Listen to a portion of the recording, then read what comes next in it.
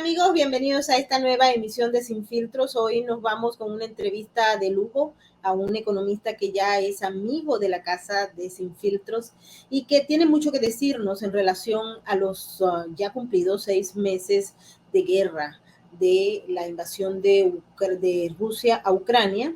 Vamos a revisar todos los detalles, qué fue lo que quedó de positivo, por dónde van los conflictos y también cuál es el balance que él puede hacer desde el punto de vista económico. Así es que antes de darle la bienvenida a nuestro invitado del día de hoy, también quiero invitar a toda la gente para que se active en nuestras diversas plataformas. Un gran saludo a nuestros amigos del Superchat, una gran comunidad, y a nuestros moderadores, a nuestras llaves, Migdalia Chirinos, Tamaris López, Nesta Lontan, María Isabel Valencia y todos aquellos que forman parte del equipo, incluyendo a nuestra bella Norma Flores.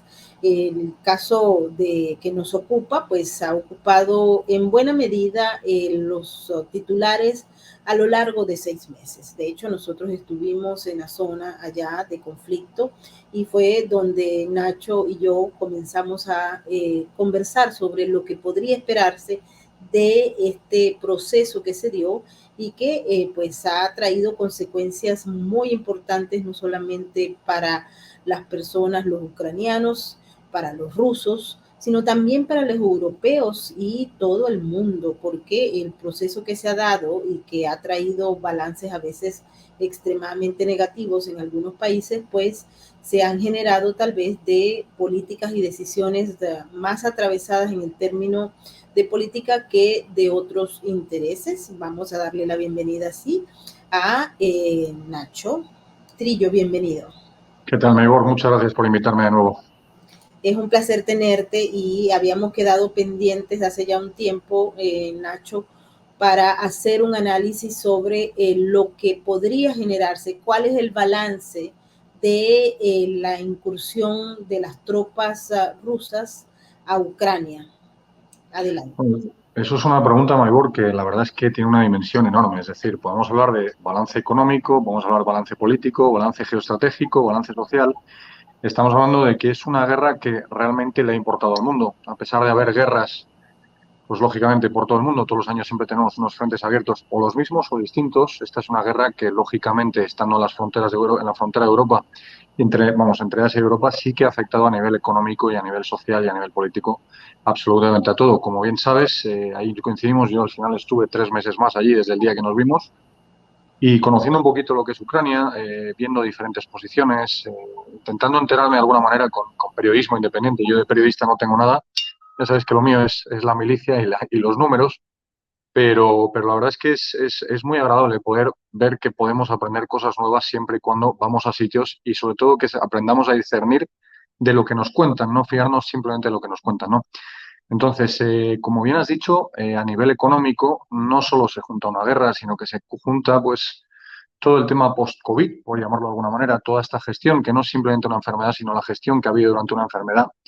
Y esta guerra lo que hace es, lógicamente, agravar todo lo que nos venía pasando, ¿no? No sé si quieres que te vaya contando a nivel económico, a nivel social, lo que tú me digas, Maybor, por no tampoco aburrir a la gente que nos ve. No, sí, vamos a hacerlo desde el punto de vista económico porque eso es allí donde le toca a cada quien. Hemos visto los números que se dan, por ejemplo, en Alemania, ya el verano se está acabando y vienen unos días de invierno en los que uno no sabe qué es lo que va a pasar. Lo que sí es cierto es que se incrementaron a veces por 7, hemos visto los precios en algunos países de Europa, los precios de la energía, particularmente del gas, que se requiere para calentar ahora los hogares en los próximos meses de invierno, que en muchos países es bastante rudo el invierno. Adelante. Efectivamente, estamos hablando, yo no soy muy de una serie que está muy de moda, que es Juego de Tronos, pero creo que hay algo relacionado con se avecina el invierno, se acerca el invierno, ¿no? Estamos hablando de un invierno que lo importante no va a ser el frío, va a ser un invierno económico.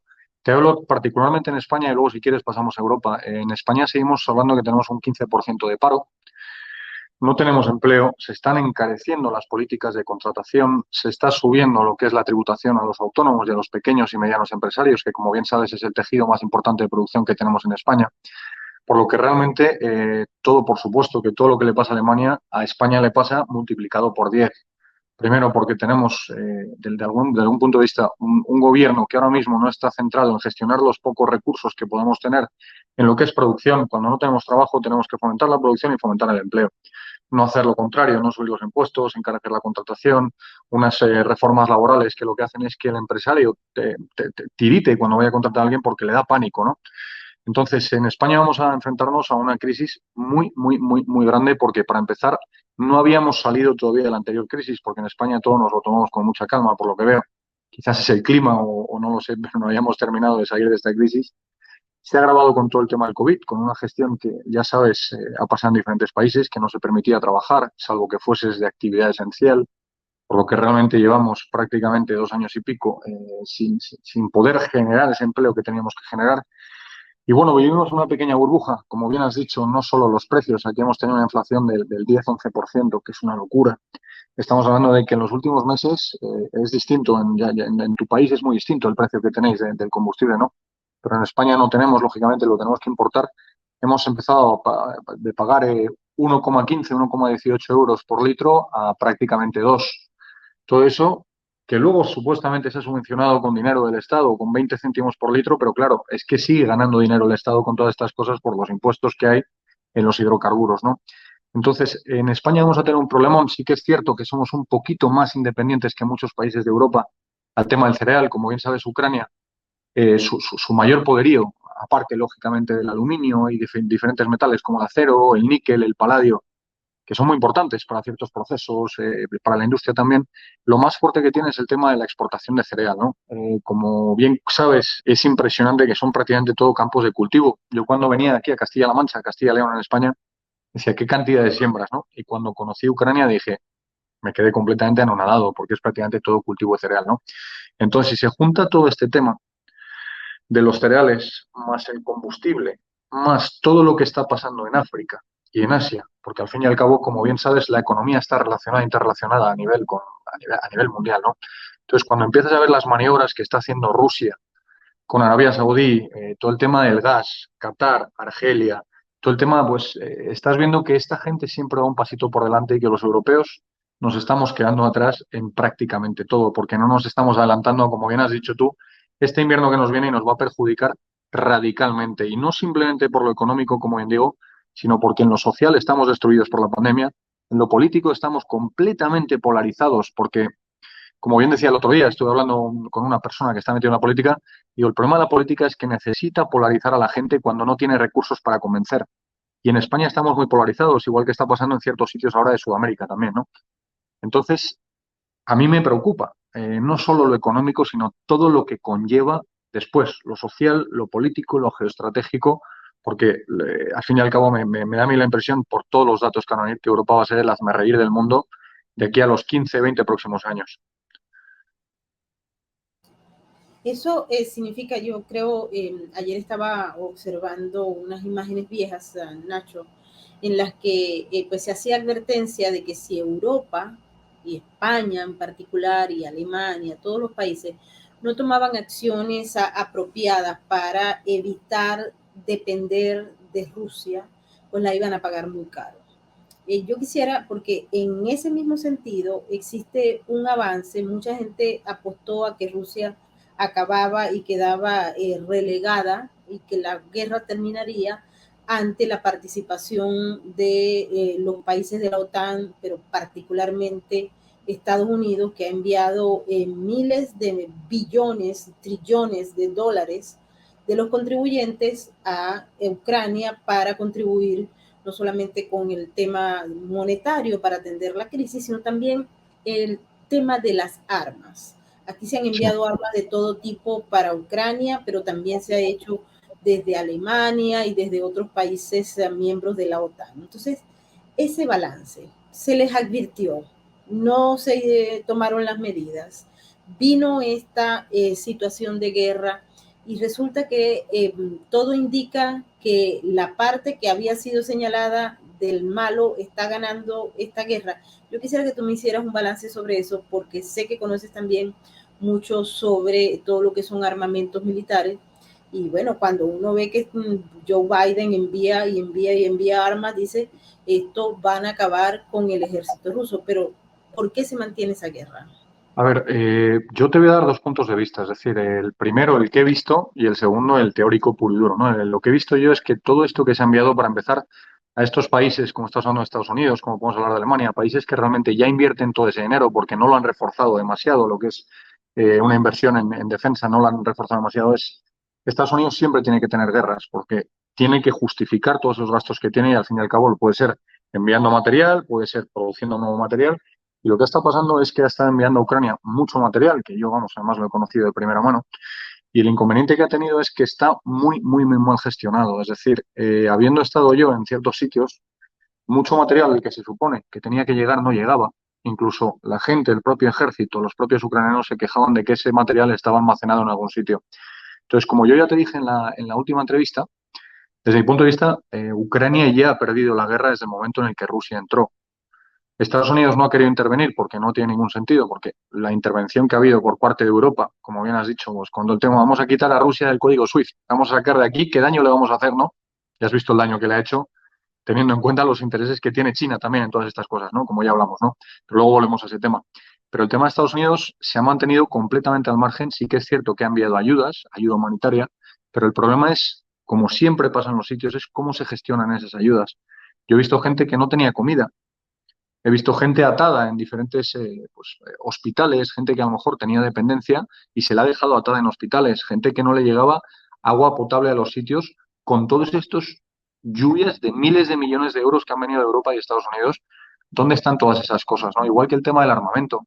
Se ha enviado muchísimo armamento y he estado prácticamente en la vanguardia, en el frente donde realmente estaba todo este tema de armamento, donde debería estar, y mucha gente todavía seguía compartiendo material militar porque supuestamente no les había llegado. Entonces yo creo que Ucrania está haciendo acopio de gran parte de este armamento. Es una opinión personal, pero es más o menos lo que he visto.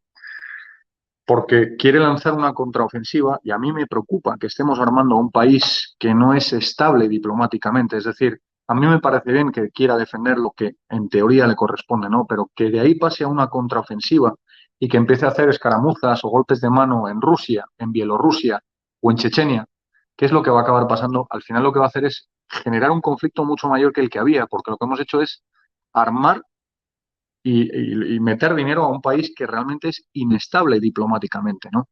Entonces, a mí me preocupa también esa parte, porque estamos diciendo, no, todo el día enviar armas a Ucrania, enviar armas a Ucrania. Vamos a ver, el otro día salió Zelensky, el presidente Zelensky, diciendo que no podíamos dejar pasar, no debíamos dejar pasar a ningún ruso en Europa. Digo, pero vamos a ver, ¿qué me está usted diciendo? Que no puede pasar ningún ruso. ¿Qué tiene que ver un pobre ruso? No, es que si se va a Europa es porque no está en contra de la guerra, ¿no? Entonces dices, pero vamos a ver, ¿qué me está usted contando? Es decir, también está generando una rusofobia, está poniendo tan mal, ya no te hablo a Putin, te hablo directamente al pueblo ruso, que ya la palabra ruso suene como decir derechas, es decir, que suenan tan mal las dos, ya eres de derechas o eres ruso, ya ambas palabras ya tienen una connotación muy negativa, ¿no? Entonces, todo eso va a generar al final un racismo en contra del pueblo ruso, como bien has visto en el deporte. Oye, no pueden competir los rusos en diferentes disciplinas deportivas. Digo, pero vamos a ver, que no tiene nada que ver una cosa con la otra. No puedes sancionar a esta gente que a lo mejor está en contra del propio régimen, ¿no? Y todo esto se está generando y al final a mí lo que me preocupa es que se haga acopio de todo este armamento y todos estos recursos para lanzar una contraofensiva, porque esta persona es muy beligerante y que realmente esa contraofensiva lo que haga es perjudicar absolutamente a todos porque estamos, insisto, estamos armando a una persona que no está guiada por absolutamente nadie. Ucrania no es un país beligerante, Ucrania no tiene una estrategia clara de cara al futuro porque ayer decía que sí a la OTAN, hoy decía que sí a la Unión Europea, mañana dice otra vez que no. Entonces, armar a una persona o a un país que tiene esas vaivenes es bastante peligroso para el resto del mundo, ¿no? Con esto te quiero decir que yo sigo opinando lo mismo de Rusia, es decir, ni los malos son tan malos, ni los buenos son tan buenos. Hay gente buena en lo malo y gente mala en lo bueno, ¿no? Y lo hemos visto muy claro tanto en Polonia como en Ucrania como en Rusia. Y lo que estamos haciendo es generar una guerra que siempre hemos tenido que evitar y la estamos generando nosotros precisamente enviando un armamento que no se está controlando de ninguna manera. Y esto es muy grave porque nos hace recordar, por ejemplo, el caso de Siria y otros que lamentablemente la historia nos ha mostrado como ejemplo de lo que no debe ser. Nacho, mencionaste China, la gran alianza contra Occidente entre China, Rusia e Irán. tienen mucho que ver con este proceso que se está viviendo en estos momentos, no solamente ya en Europa. Estamos hablando de un amplio escenario de Euroasia, pero ese poderío llega a América Latina y aquí mismo a los Estados Unidos. Pero en América Latina vemos una especie de gran pugilato entre las fuerzas, con un Estados Unidos que a veces pareciera estar dormido o que no tiene una estrategia específica para enfrentar lo que está pasando en el llamado patio trasero. Adelante. Efectivamente, es decir, ya lo hablamos en la anterior entrevista. Al final, lo que te dije es que todo esto era una estrategia y una pequeña escaramuza porque China iba a intentar hacer lo mismo con Taiwán. Poco ha tardado otra vez en reforzar todo ese argumento que te he comentado con Taiwán, ¿no? Todo lo que está pasando. Y es la información que nos llega a nosotros. Ya sabes que ahí también hay mucha censura. La información también llega un poquito, por decirlo, a contraluz y no podemos fiarnos completamente. Pero vamos, yo tengo varios amigos que sí que están viviendo en Taiwán y ellos ya están viendo mucha más actividad, ¿no? Entonces, China tiene muy claro, igual que Rusia, igual que muchos países que son aliados, igual que Venezuela también, al fin y al cabo, porque Venezuela es el país más rico prácticamente que hay en el mundo. Otra cosa es que esté mejor o peor explotado, ¿no? ¿Qué te voy a decir que no sepas? Pero es uno de los países más ricos que hay en el mundo. Y al final, todo el tema del nuevo orden mundial va enfocado a este salto que quiere dar Rusia, China, Venezuela y los países que sean aliados, ¿no? Mientras en Europa, como bien sabes, nos peleamos. Es decir, a mí ha habido una cosa que pasó en España bueno, en Europa hace unos meses, bastante curiosa, ¿no? España perdió, pues, de alguna manera la relación diplomática con Argelia. Ya sabes que Argelia para nosotros es muy importante por el tema del gas. Y en el momento en el que se complicaron las cosas, un propio aliado, un propio socio, perdona, no aliado, socio de la Unión Europea, estaba haciendo pactos por detrás con Argelia para quedarse, que era Italia, ¿no? Entonces, mientras nosotros estamos haciendo las cosas así, es decir, vamos a aprovecharnos de la situación que ha tenido un socio mala para quedarnos con una posición ventajosa, en China, en Rusia, en Venezuela y en todos los países que sean aliados, que lo van a ser y cada día va a haber más aliados de ese pequeño eje, al final es que van a nivel estratégico y a nivel de pasito a pasito van marcando absolutamente lo que quieren. Nosotros estamos a verlas venir, a discutir sobre tonterías, sobre memoria histórica. Cuando digo tonterías no digo que no sean importantes, digo que no son prioritarias. Yo siempre digo lo mismo, hay que discernir en esta vida sobre lo que es importante y lo que es prioritario. Hay que darle prioridad a lo prioritario, lo importante vendrá después, pero lo que necesitamos es resolver todos estos problemas para no caer en el vacío, acabar con esa dependencia energética de la que estamos hablando. Ahora nos ponemos otra vez con la dependencia del tema de las centrales nucleares, que tanto se han criticado, ¿no? Cuando ves tú en España que tienes que cargar un coche eléctrico y te pasas a lo mejor 5 horas para cargarlo por la cola que hay, cuando ves que el precio de la electricidad, como bien sabes, en España hemos estado a más de 200 euros, que es una locura, a casi 300 euros, ¿no? Cuando ves todo este tema y solo tenemos prácticamente 80.000 coches eléctricos en España, el día que tengamos coches eléctricos por toda España y por toda Europa, el precio de la electricidad no va a ser este, va a ser 30, 40 o 50 veces más. Entonces estamos hablando de que vamos a los pasos que nos marcan, pero es que esta gente que nos va marcando los pasos, lo que nos está haciendo es perjudicar, perjudicar y perjudicar. Cuanto antes nos demos cuenta de todas estas cosas, antes saldremos de esta pequeña crisis, ¿no? Pero bueno, también tenemos a Israel, que como bien sabes está intentando siempre, Israel es un país que se mantiene al margen, pero siempre tiene mucha cabeza a nivel económico y a nivel geoestratégico, y está intentando volver a retomar lo que propuso del tema del gas para que Europa pueda tener el gas que también pueda llegar a traer Israel, no recuerdo si se llamaba el Mediterráneo Oriental o sí, el tubo del Mediterráneo Oriental, y también lo quieren llegar a sacar, ¿no? Pero estamos haciendo mucho el ridículo, Maibot, y a mí realmente me preocupa, como bien te he dicho, que esto no llega a una guerra. No creo que llegue a una guerra porque no va a hacer falta, porque la guerra ya ha empezado. Y no te hablo en Rusia, en Ucrania. Ya parece que estamos hablando de una guerra contra la desinformación, estamos hablando de una guerra contra los valores, estamos hablando de una guerra contra la historia, estamos hablando de una guerra que realmente es mucho más dañina que una guerra beligerante, una guerra bélica que puede durar 2, 3 años y se va a acabar y va a tener unas consecuencias, pero lo que estamos generando ahora mismo en las cabezas de la gente, en la seguridad de la gente, va a durar toda la vida, absolutamente toda la vida. Uno cuando observa lo que está pasando en España y en otros países, aquí mismo en los Estados Unidos, Nueva York, Washington, las ciudades prácticamente demócratas de ala izquierda, uno ve que el proceso de lavado de cerebro, el proceso de ideologización, pues va en paralelo a la toma de una serie de medidas económicas que vienen perjudicando a la gente, aunado al tema de la apertura de las fronteras que ha generado una migración masiva, con un descontrol producto de ese número de personas que hace que las autoridades no tengan la capacidad para evaluar los antecedentes, si son o no, que son esas personas que están entrando. En España también ocurre lo mismo. Y hemos visto con mucha preocupación, Nacho, que Pedro Sánchez y su grupo tiene más o menos una característica de, nosotros llamamos de liderazgo de teflón, que tiene Nicolás Maduro y que tienen muchos otros. Es decir, no importa lo que pase, ellos no se les pega nada y se les resbala todo. Entonces, estamos viendo realmente, como tú bien dices, una crisis de valores, pero también de una transformación del individuo que no es capaz de entender lo que está pasando por el exceso de propaganda, de desinformación y de educación ideologizada. Efectivamente, has hablado por el tema de las fronteras. Esto ya es algo que viene de muy atrás. En Europa lo hemos tenido con especial fuerza en Francia. Como bien sabes, hay varios barrios de París, que son los famosos guetos, que es que la policía no puede entrar, donde realmente una persona no puede caminar. En Madrid hemos tenido esos problemas, no tan grandes a una menor escala, pero sí que es cierto que hay ciertos barrios de Madrid que si eres una mujer no puedes estar caminando por la noche, pero porque es un choque de culturas. Es decir, yo no tengo ningún problema con la inmigración siempre y cuando venga cuando se necesite. No podemos realmente traer a gente sin filtrar y realmente cuando no se necesita, porque lo que haces es provocar pues todo lo que está pasando en España y lo que está pasando en el resto de Europa, ¿no? El otro día estuve leyendo, bueno, hablando precisamente con un periodista del tema de los abortos que estamos hablando en España. Yo no es que yo, para nada, yo soy pro vida, pero desde el punto de vista biológico, no desde el punto de vista religioso, ¿no? Estamos hablando que en España tenemos prácticamente 100.000 abortos al año, ¿no? Que es una locura, porque tenemos 400.000 nacimientos. Es decir, uno de cada 5 embarazos acaba en aborto y el 96% de esos abortos son por razones voluntarias, es decir, que la madre decide abortar, ¿no? Siempre decimos, oye, la pirámide se está invirtiendo, la pirámide se está invirtiendo. Por supuesto, porque no se fomenta la natalidad.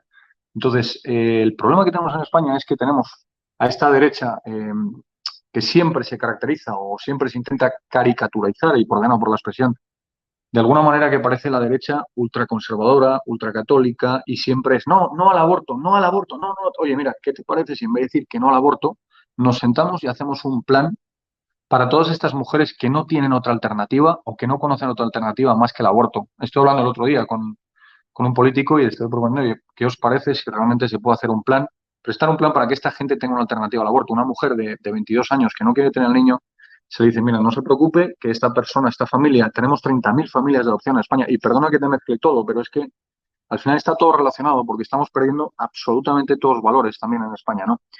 En España tenemos 30.000 familias bien filtradas con el tema de la adopción que quieren adoptar y tienen un tiempo de espera de 7 años, ¿no? Entonces, ¿qué te parece si, porque le decía al político, ¿qué te parece si proponemos un plan que se pueda aprobar en el Congreso, donde realmente a estas familias, a esta mujer que quiere abortar, se le ofrece una alternativa, que es que la familia se hace cargo de todos los gastos médicos y el día que nazca el niño, no te preocupes, que entra en adopción directamente con la familia que se ha encargado de los gastos, ¿no? Entonces, con todo este tema, te digo porque está en colación con el tema de la inmigración, nos ahorraríamos tener que llenar España, llenar Europa, llenar pues lo que pasa también en Estados Unidos, ¿no? De inmigrantes que en ese momento no están, como tú bien has dicho, filtrados. Yo insisto que no tengo ningún problema, pero la inmigración tiene que venir según la demanda de empleo y tiene que estar lógicamente filtrada. Si tú tienes toda esta gente, y estamos hablando de 100.000 niños al año o 50.000 niños al año, pues se puede invertir perfectamente en la primera poblacional con gente que realmente va a tener un arraigo y una cultura similar a la que tenemos en España, en Europa, en Sudamérica y en Norteamérica. Estamos con un problema ya de culturas. En España tenemos a escasos kilómetros África y cuando tú intentas dialogar con una persona con una cultura, ya no te hablo que sea una persona islamizada, no tengo nada en contra del Islam, pero sí que hay mucha gente que pertenece a países donde se procesa el Islam, que también tienen lo que es la famosa Sharia, la ley islámica, ¿no? Ahí ves que es completamente imposible que esta gente pueda llegar a adaptarse porque es que se rigen por unos derechos, por unas libertades, por unos privilegios que en Europa están desterrados completamente, ¿no? Entonces, todo esto también parece que está a posta, ¿no? Como decía la gente, oye, no, esto es el globalismo, hay que aguantarse con el globalismo. Digo, mire, disculpe, yo si puedo intentar proponer una alternativa, lo pelearé. El día que termine de llegar y no puedo hacer nada, fenomenal. Pero tenemos que buscar una alternativa a toda esta gente. Por supuesto que no te digo que hay gente que lo está pasando mal, pero en España la migración que tenemos es prácticamente un 87, un 88%, por lo menos el año pasado, de hombres entre 16 y 25 años. Ya sabes lo que opinaba yo en mi trabajo que hice en Ucrania con todo el tema de refugiados. Yo no cogía hombres, solo cogía mujeres y niños. ¿Vale? Y los hombres, si tienen, no, es que hay una guerra en su país, oye, pues los hombres se quedan a combatir y se ven en las mujeres y los niños, se le ofrece un visado temporal y luego se vuelven, ¿no? Entonces, Maybor, me encantaría poder tener un poquito más de fuerza para poder cambiar todas estas cosas, porque son miles de cosas las que hay que cambiar, empezando por los valores, pero es prácticamente imposible porque hemos bajado las manos y nos hemos entregado ya a una vorágine que no podemos ni ser de derechas, ni ser religiosos, ni pensar que la propiedad privada es respetable. Ya no podemos apoyar al pueblo ruso, no podemos, ¿por qué? Porque la izquierda lo ha hecho tan bien, y a nivel estratégico, a nivel periodístico, a nivel divulgativo, lo ha hecho tan bien que todo lo que sea pensar distinto que la izquierda ya parece que somos pecadores, ¿no? Y lo han hecho muy bien, porque la izquierda lo que ha hecho es, vamos a ir, no tenemos un proyecto común, pero, oye, los anticaza, venga, los ecologistas con nosotros, oye, los ultrafeministas con nosotros, los abortistas con nosotros, el Black Lives Matter también con nosotros. Entonces, al final han hecho una pequeña piña y todo lo que sea pensar una cosa distinta a lo que ellos piensan, te convierte en un ultra, un radical, un fascista. Y aquí en España lo tenemos a la orden del día. Y como bien has dicho, hablabas de Pedro Sánchez, porque esto también va en colación con el Pedro Sánchez. Y es que es todo el gobierno le da exactamente igual. Ya una noticia, si muere un policía porque, oye, pues le han pegado un tiro porque estaba tal, oye, es el policía el culpable, porque ¿qué hacía amenazándole con un taser a un delincuente? Oye, si tú entras y tienes, es todo un estado de indefensión, un estado en el que la persona que va de cara, que acepta la ley, que cumple todo tipo de normas, que paga sus impuestos, que tal, es el enemigo de la sociedad. Y como bien dices tú, el propio gobierno, el propio Pedro Sánchez, le da exactamente igual porque yo no entiendo muy bien por qué. Me encantaría poder conocerle para intentar entenderlo. Pero sí, parece efectivamente que a este gobierno que tenemos de coalición le da exactamente igual lo que esté fuera de su prisma y su prisma es muy estrechito. Muy estrecho, al igual que muchos otros gobernantes de otros países, que poco le importa. Y ha quedado demostrado, y de esto desde el punto de vista de la ciencia política, pero también de la real politics, que no importa si tú tienes un apoyo de la gran mayoría de los gobernados. Si tú estás en esta onda globalista, de izquierda, como la queramos llamar, a ti te importa poco lo que piense el gobernado, te importa poco y muchas veces no existen ni siquiera un interés por conocer qué es lo que está pensando la gente sobre ti. Bueno, un ejemplo claro lo tenemos en Venezuela con Nicolás Maduro o aquí mismo en Estados Unidos, pero en paralelo, si eso es verdad o no, poco importa, porque tenemos un gran conglomerado de medios de comunicación y un enorme ejército de bots en las redes sociales que cuando sale alguien a decir algo contrario, pues te condenan, te eliminan, te execran y intentan acabar con tu reputación desde el punto de vista de profesional, humano, etcétera.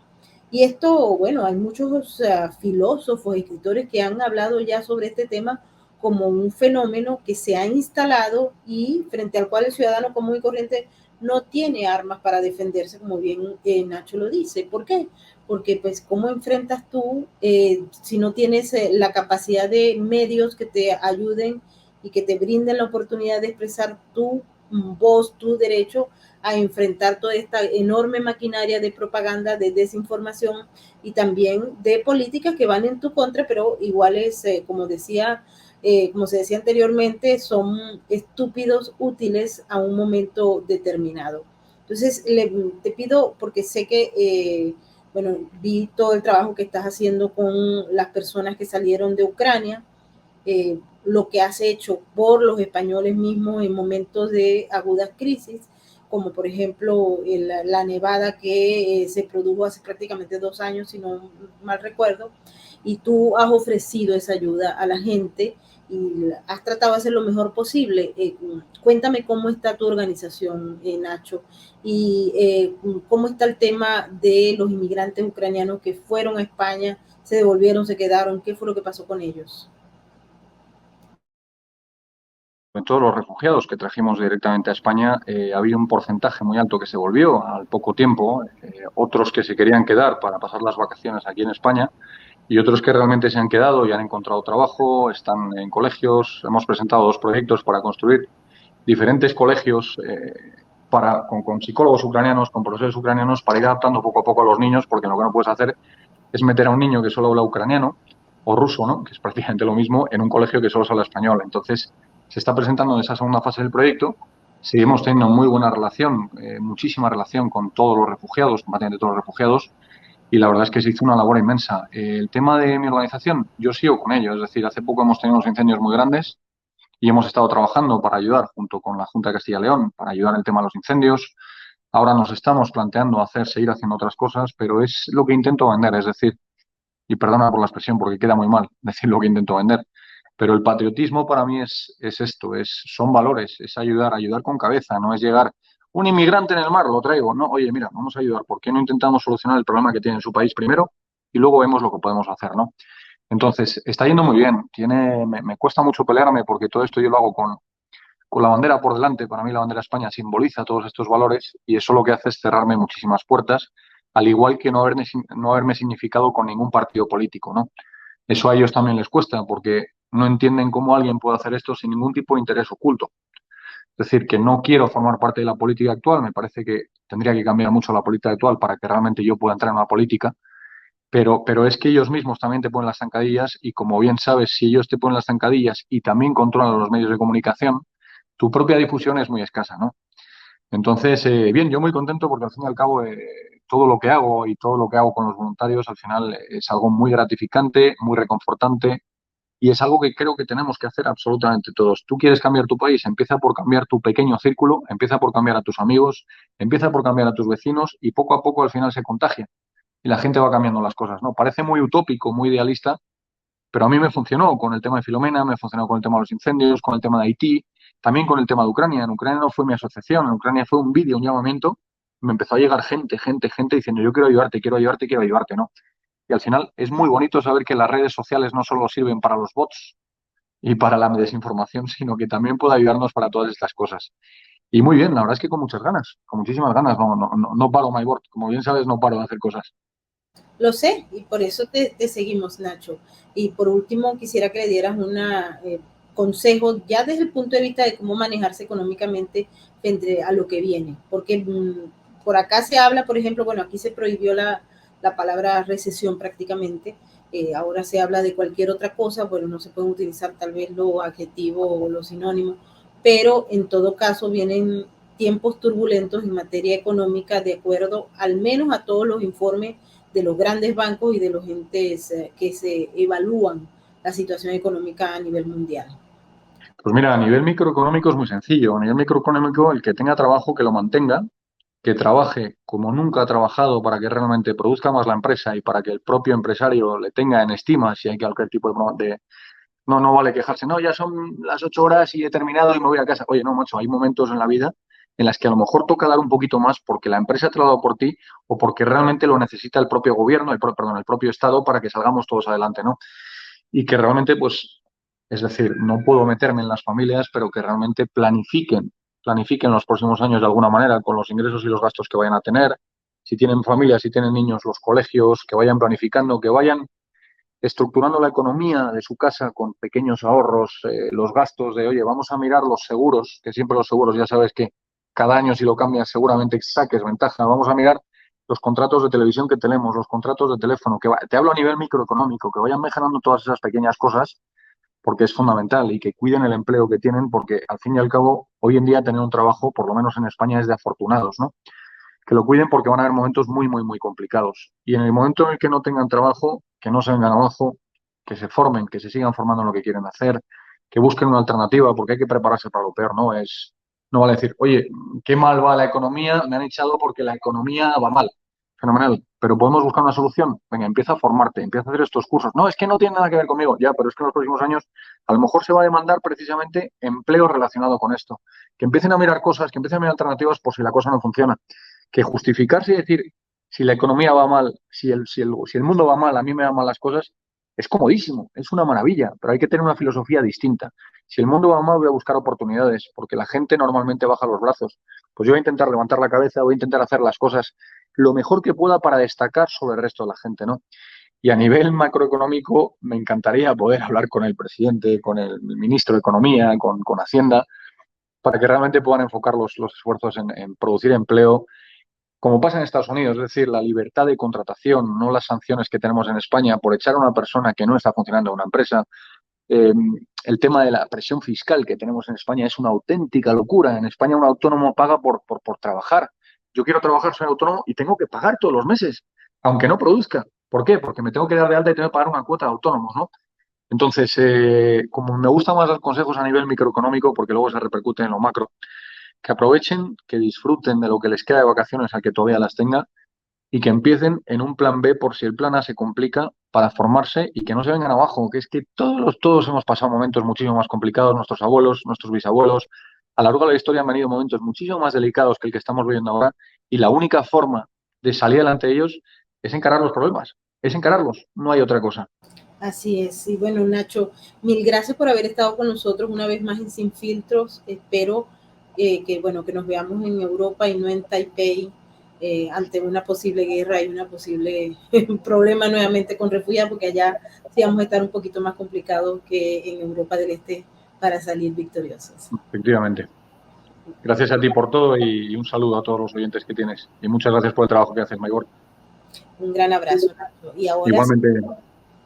Y ahora nos despedimos, no sin antes darle las gracias a toda la gente que nos ha estado mirando desde nuestras diversas plataformas. Un gran saludo a toda la gente que nos ve desde el Super Chat. Estamos haciendo trabajos de tal manera que podamos concluir con una agenda, porque vamos a estar unos días ausentes producto de una asignación que tenemos que cumplir bastante lejos en el Medio Oriente. Ahora nos despedimos con el mensaje de la RAF y recuerden que juntos salvamos vidas. Adelante. Cada ser humano que nace en el mundo, nacen también 15 perros y 45 gatos. El 70% de ellos nunca tendrá un hogar. En el mundo existen hoy 500 millones de perros abandonados. Podemos cambiar esa realidad. La Red de Apoyo Canino lleva 15 años trabajando en Venezuela en su programa de esterilizaciones masivas, que a la fecha ha operado a más de 80.000 perros y gatos, evitando el nacimiento de millones en la calle. Donando al Fondo de Esterilizaciones, ayudas a evitar la superpoblación desde su causa y no solo atacar su consecuencia. Con cada animal esterilizado salvamos miles de vidas. Conócenos. Síguenos. Vamos, únete a la RAC. Juntos salvamos vidas.